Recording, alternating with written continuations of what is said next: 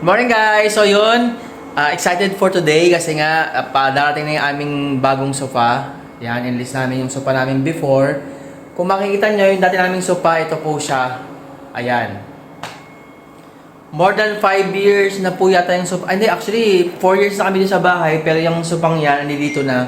So more than, I think, more than 5 years or more than pa doon. Siguro, basta mahigit pa yun doon. Kasi nga, hindi naman kami yung first tenant dito sa bahay na to. So dumating kami dito, andiyan na siya. So medyo di na maganda itsura niya, kaya pinalitan na namin. Buti na lang kamo pumayag yung may-ari ng bahay na palitan yung aming sofa. Kaya yun, masaya kami. So after na yung mag-renew, nakipag-deal kami sa may-ari ng bahay ng bagong presyo, saka yung mga agreement dito tulad ng pagpipintura, bagong sofa. So yun. So next video namin papatamin sa inyo yung aming muling house tour namin dito, no. Sa 4 years namin dito sa bahay, muli kami mag-house tour para sa inyo. Hindi naman ni-request pero bahala kayo. Ipapakita pa rin namin sa inyo. Sa ayo sa gusto nyo. So yun guys. Tara, magpalit tayo ng sofa.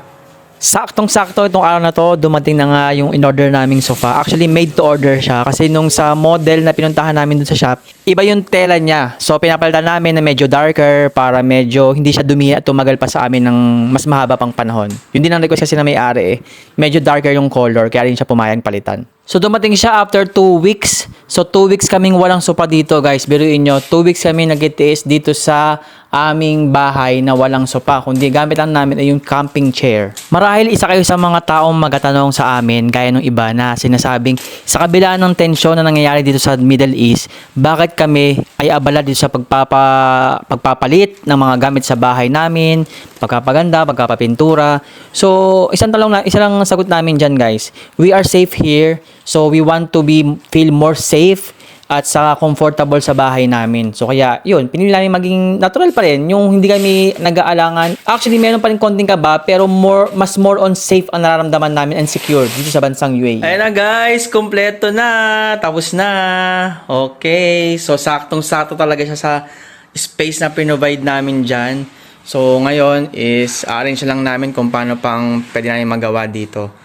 Pero for now, yan na po ang aming bagong sofa set.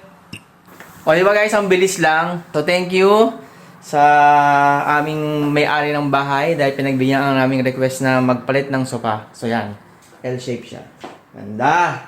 Okay. Excited na. Uupo mamaya.